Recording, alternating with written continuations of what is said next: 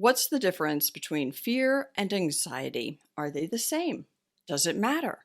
I actually do think that understanding the difference between fear and anxiety can really actually help you to lower your anxiety.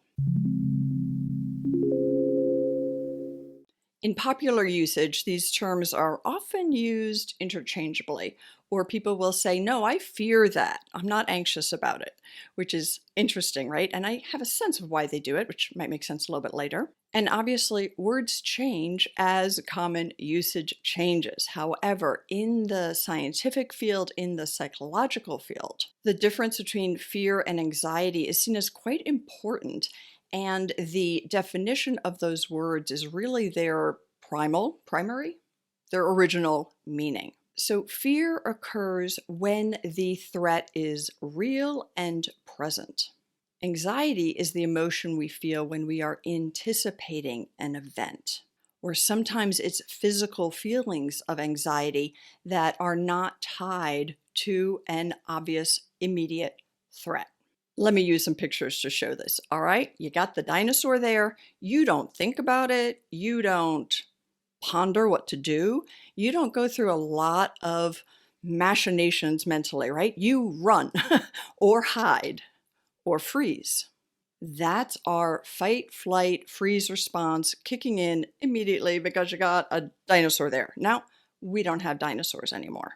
So when you have the thought of a dinosaur and a thought of a dinosaur being there, then you feel anxiety. But let's look again at this picture of this man running away from a dinosaur. His fear response, boom, clicked in super fast. His adrenaline spiked, his muscles tensed, his heart rate went up, his digestive system probably stopped working. He had a single-minded focus, right? Run. So that chemical response happened immediately. And then once the adrenaline kicks in, then cortisol follows a little bit later for a slightly different reason. But I just want to stick on this fear versus anxiety, because let's go to the person who thinks about the threat of a dinosaur. Now, obviously, I know none of you are worried about the threat of a dinosaur, but whatever the threat is, let's just give it the picture of a dinosaur.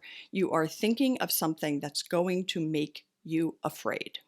So you can see in this picture here, the thought of the dinosaur, which makes the person worry, immediately his body, her body, our bodies are flooded with adrenaline and then a little bit later cortisol. The exact same thing happens to our body, right? Our muscles tense, our heart rate goes up, our pulse is going out of control, we might sweat, our digestive system shuts down, and we are single-mindedly focused on a danger that is not in front of us. So all those chemical and physical reactions that kick in when immediate threat is present, they kick in when you worry about something. But your body doesn't need to run. You don't need to fight, flee, or hide, but you feel like you do. Now, there's been some debate in the scientific community about what actually is happening in the brain when somebody feels fear and somebody feels anxiety. So we have brain circuits that respond to both detect and respond to threats, and they're called the defensive circuits of the brain.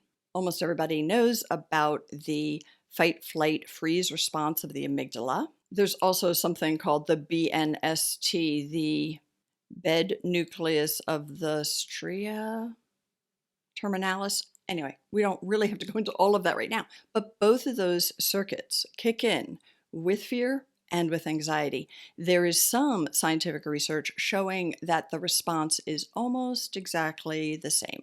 With anxiety, we obviously have more ability to use our frontal lobe, use other parts of the brain to kind of help ourselves realize, like, no, this isn't happening now, to kind of bring it down. But the initial feeling is the same. So the reason I think this can be super helpful for you to understand if you have anxiety is that you can begin to try to calm your body physically.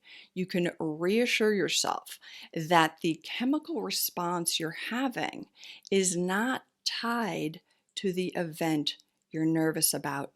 I know this is super difficult to do, but it's possible. And understanding that your body is having an overblown response to a possible future threat or danger.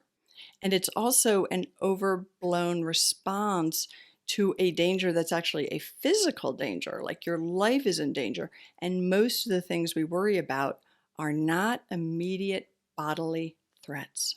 And one of the problems here when we physically confuse anxiety with fear, right, or have that strong fear response when it's anticipatory, is that our brains get wired to do it and we repeat it and it becomes a habitual pattern. As things are habituated, we actually create superhighways in our brain where the different neurons firing are tied to fire together in the same patterns. So I do have a free webinar, and depending on when you're watching this, but if you're watching it when it first comes out, I will be doing the webinar live. It's on Rewire Your Brain for Joy and Confidence. Many people have found it super helpful, but it's really about what do you need to do to rewire your brain. And it also provides some scientific research and evidence that shows you can rewire your brain. You actually can do this. So I'll put the link in the description to this video. It's also the link to the webinar is also available on my website. And I want to tell you, I'm also coming out with a video, I'm working on it right now, about anticipatory anxiety. And just as a heads up, almost all anxiety is anticipatory. And that'll come out next week.